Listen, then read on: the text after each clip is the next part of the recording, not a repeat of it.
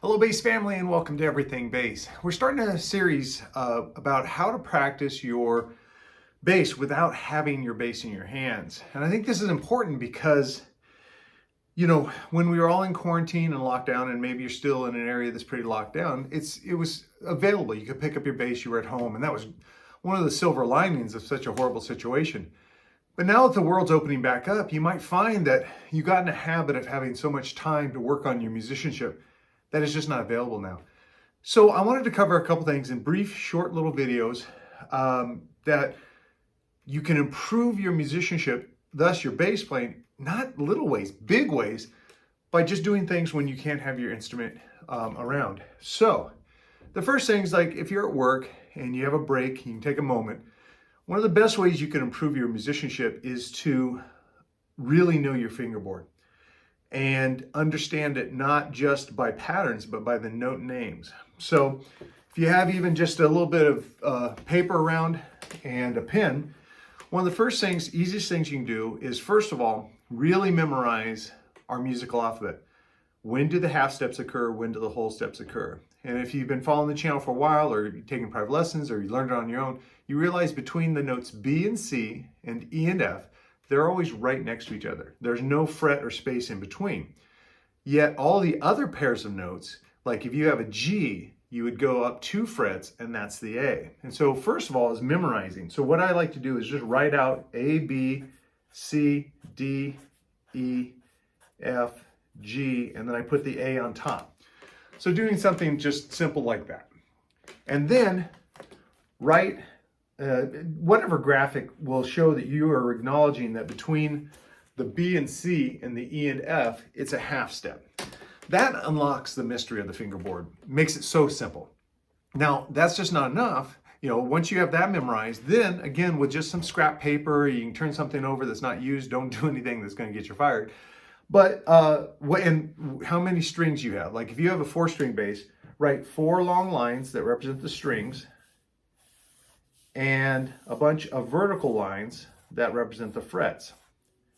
Something as simple as this. So just making some kind of neck diagram. Doesn't have to be fancy. You're not going to win an art contest, I don't think.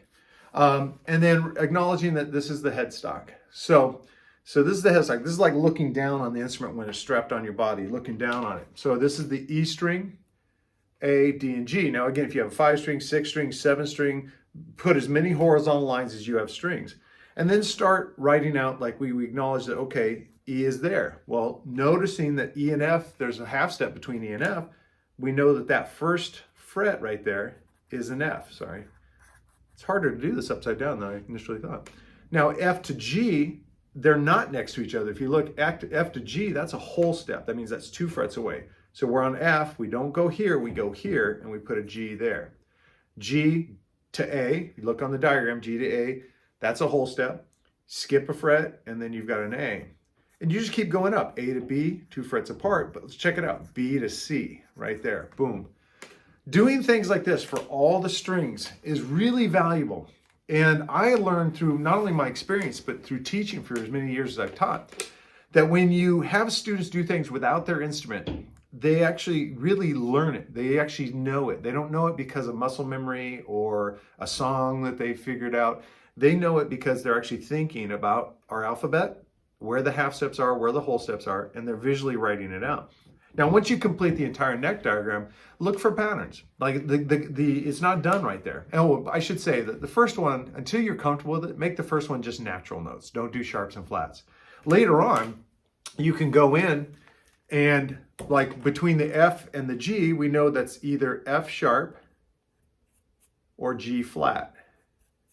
Again, if you take and lower a G, you get a G flat. If you take F and raise it, F sharp. Now people say, well, it's the same note, which is called enharmonic equivalent. Yes, but there's different theoretical reasons why you would want some to be a G flat and some to be F sharp, but that's beyond the scope of today's video. So while you're at work, when you have a moment, again, it can be the side of the paper bag you took your lunch in, sketch out a fingerboard and fill in all the notes. After you've done all the natural notes, you could just do one with only sharps. That really strengthens your knowledge of the fingerboard because you're not writing in the natural notes. So you're actually aware of where the F sharps and G flats are. You can do all sharps one time, do all flats the next time. It's up to you. When you have completed neck diagrams, I started to say this earlier, but when you have completed neck diagrams, look for patterns. Look to where octaves are, but look for where unique octaves are. Not just the normal octave everyone learns to play, but the open E and then the 7th fret on the A string. Or one of my favorites to use is like the 5th fret A on the E string, but the 2nd fret A on the G string, that octave. So these become more useful and easy to draw upon when we study it away from the instrument. So next time you find yourself with on a break, you're in the break room or whatever it might be, pull out some scratch paper and just doodle some necks, and fingerboards, and then write in the notes. I think you'll find that that's valuable, especially if there's areas in the fingerboard you don't really know where the notes are. Like you can't quickly call them up. Doing this over and over for just a couple days, and you're going to be a better bass player, I guarantee it. All right. Hey, thanks for stopping by, and I'll see you guys at the next video.